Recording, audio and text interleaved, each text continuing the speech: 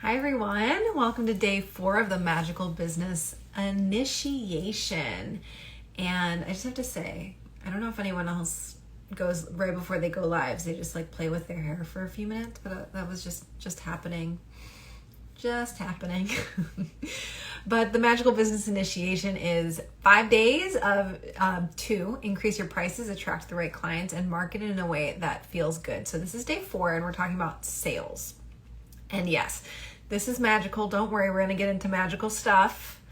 But the magical meets the practical. I can't help it. I'm a triple Virgo and I just drank a bunch of coffee. I know, I was supposed to give up coffee, but here I am. So today with sales, specifically, if you're not converting your sales calls, or maybe not like avoiding doing sales calls in general, then this is really for you. So these 4 things are probably what's holding you back from people saying, yes, how do I pay? Right? Or even coming on to a sales call with that energy of, yes, how do I pay? So we're going to be talking about both sides of that. And this is specifically if you are currently on that hamster wheel of not making enough money. And it really is this hamster wheel. If you can think of what it is like for women who are trying to lose the last 10 to 15 pounds, and like not everyone is doing that, but that's like kind of a societal archetype of the woman who's trying to lose the last 10 to 15 pounds and is fucking obsessed with it. Like counting calories okay, let me preface this by like, you do you, like you get to be whatever size you want to be, or like you get to love yourself at any size. But just as an example, for the woman who's trying to lose like the last 10 to 15 pounds for decades, like it's literally an obsession for decades, or at least a distraction for decades of like, what is the best diet to be on? What's the best exercise to be on? Do I need to hire a coach for that? Do I need to join a program? Do I need to join a gym?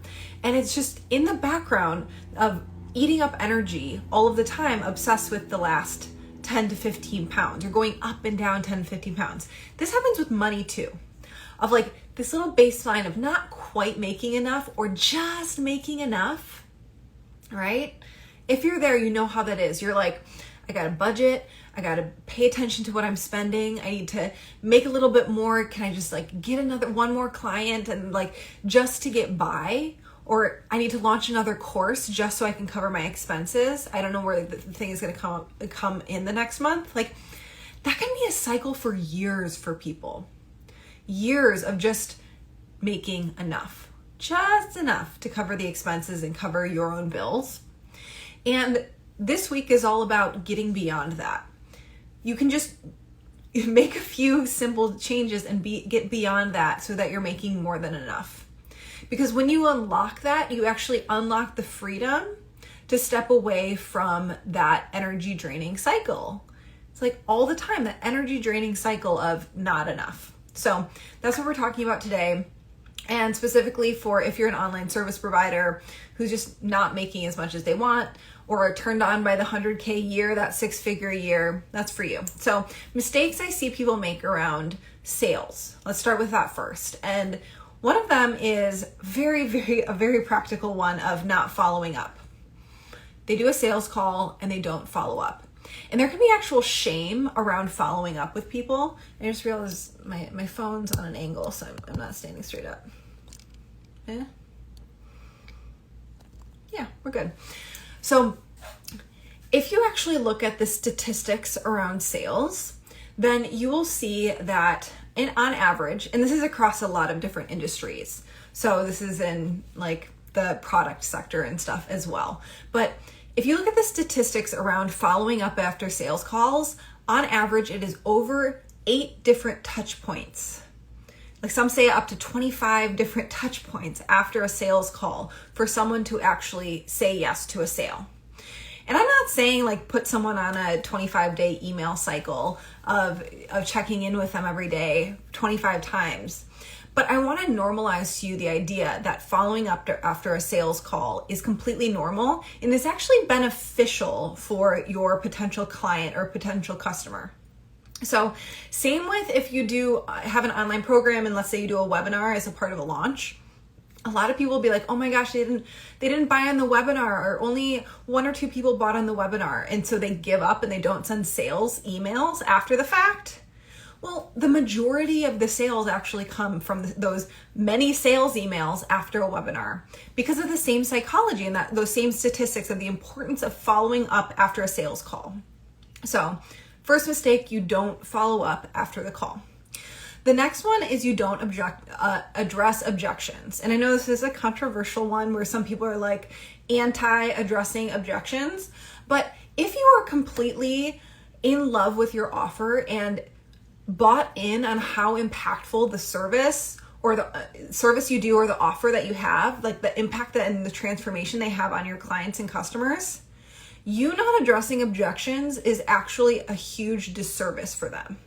Because you know that you can help them, you know that you can transform their lives, but your unwillingness to have the harder conversations and address the objections is what's holding you back from serving them on a deep, deep level.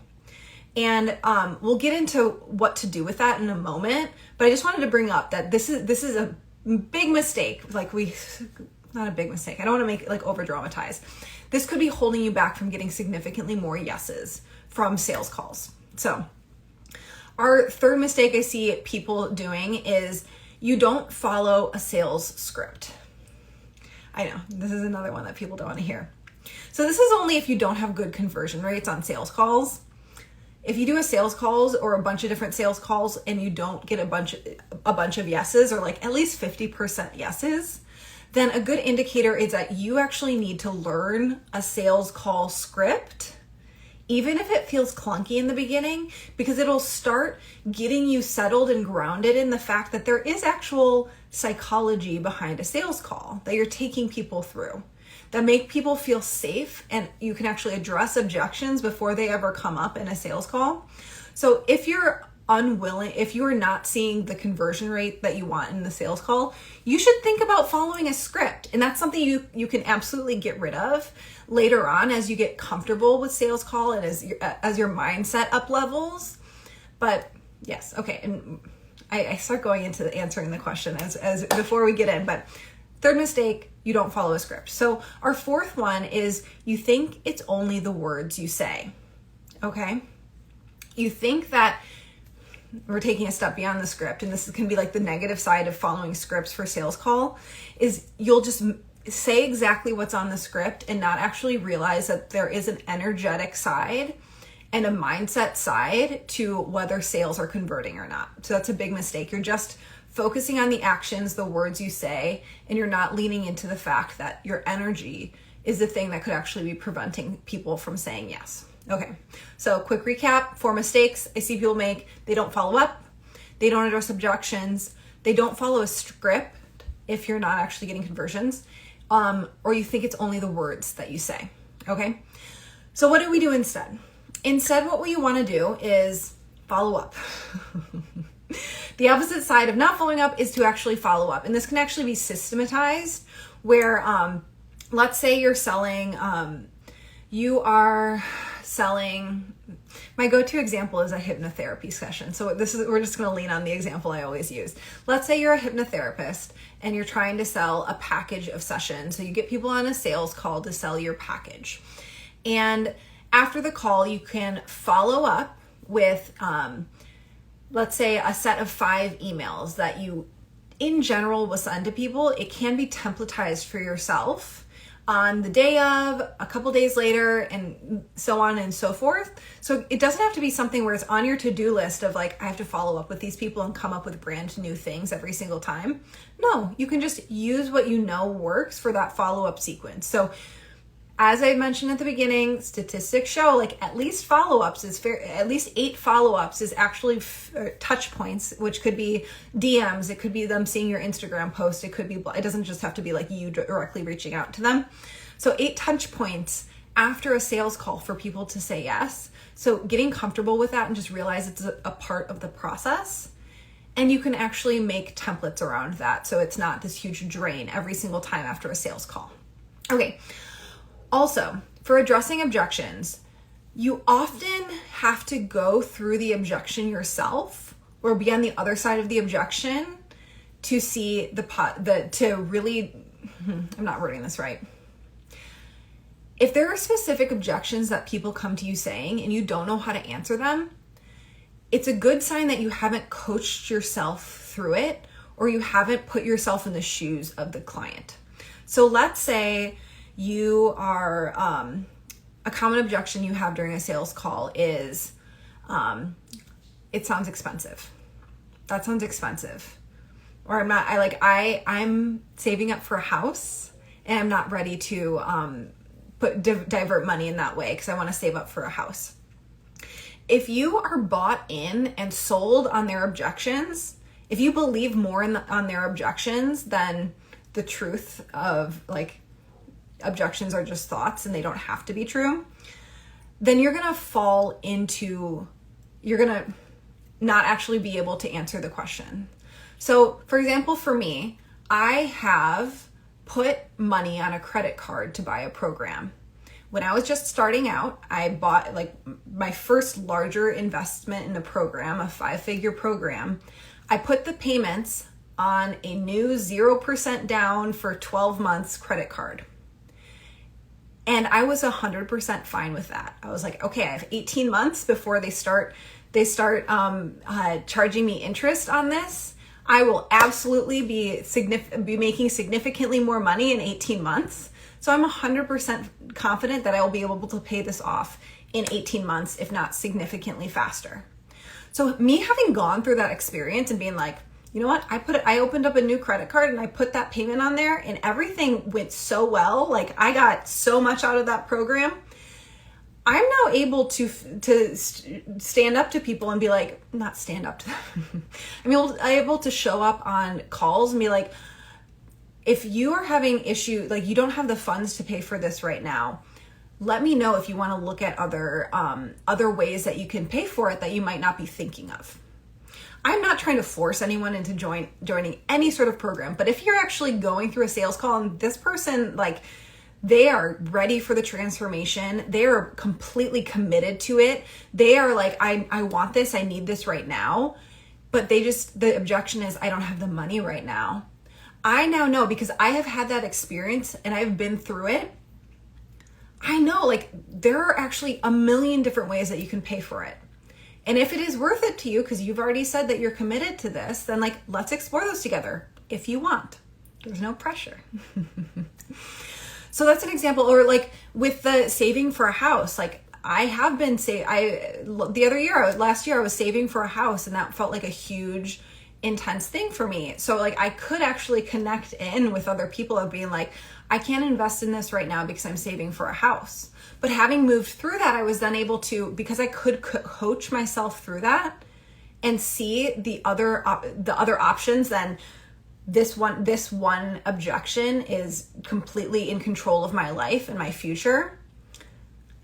Then I was able to do it for other people, and you will be able to. So you being able to, like, if you write down, like, so this is a good assignment for you. If you're doing sales calls and there are common objections that come up, or you're terrified of hearing a certain objection, write those down. That would be step one. So common ones, I can't afford it. I don't have time for it. I need to ask my spouse. What are other good ones? I'm shopping around right now. I mean, if someone's saying like, I want to talk to other people and like shop around, that's a good indicator that you needed to pre-qualify people before they came on the sales call, but that's an aside. So write down all the objections that are common for you and write down how you would respond to them. And if there's something where like, you're like, oh, I don't know how to, start putting yourself in their shoes and start thinking about, if you had to buy something that you desperately wanted, like you so desire hiring this person, joining this program, buying this car, whatever it is, and you're 100% committed to doing it, what would you talk to yourself through in order to feel really good about the decision to say yes? And of course, like, you obviously need to have permission before going into that with someone. You don't want to be like, oh, you can't afford it? Like, let me tell you why that's bullshit. Like, no, don't do that. first ask them if they want to explore that or if they want to do any coaching around that. And if they say no, then like, perfect, like, see ya, like, good luck to you, like, I love you, sending you all of the blessings. But if there's people who are like, I'm a 10 out of 10, I'm committed to this, like, I want this to happen, I just don't know how to afford it, you can ask them if they want to explore how they could, or like, I just don't know how I'll find the time to do it. Be like, great, let's like dig into how we can make that happen. If you want to, are you open to that? Are you available for that? Okay, that was a little long tangent, but I know that was super useful for you guys. So the third one, if you are, is follow a script and practice sales psychology. So this is only for people who, if you're not getting good conversions on sales calls and you've never learned a standard flow for a sales call, definitely learn it. There are scripts online, there's scripts in my program that you can follow that follow sales psychology and will help people. It will help you address objections and get people into the right frame of mind of understanding the value of your offer. Like, this isn't manipulation. This is getting people in the right state of mind in order to fully assess and adequately evaluate whether your program or your offer is right for them. So just learn it. Like, this is stuff we don't learn in school, but if you are a business owner or a freelancer, or if you have a side hustle, like, this is something that you should absolutely put your energy into. It is like a core piece of learning that can absolutely boost and explode your business just by learning a sales script. Like, it's as simple as that. And then over time, you're actually able to let go of that. So like, I don't follow a sales script when I do a call, but it's because like there's other things at play. I know I like have a decent sized audience. I have so much proof of client success, and the mindset is all there that like, I don't have to follow a sales script. But if you're someone who's not getting good conversions, like, get comfortable with it first, and then you get to tweak it from there and follow your intuition and take it in a direction that feels better for you. But like, what is that famous quote of learn the rules so you know which one to break later on? Like, great example here. Oh, hello. People are talking in the comments. Okay, so our last one is sales mindset. This is really, really big. I know for myself, I was really resistant to getting into mindset work because I thought I was too spiritually evolved to do mindset work. I was like, oh, I'm into shadow work, so like mindset work is too basic for me. But it was doing mindset work around money and sales has been really, really huge for both myself and my clients, and being able to sell in a relaxed state and to really up your conversion rates of sales calls.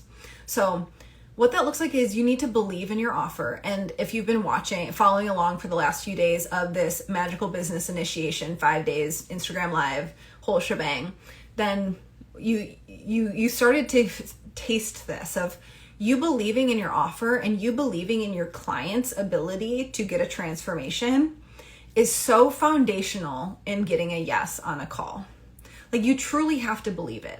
And this is where you actually coming in and doing the work to change your beliefs, or changing your offer if you need to. If you don't believe in your offer because it's not getting people results, then like, okay, yes, change your offer.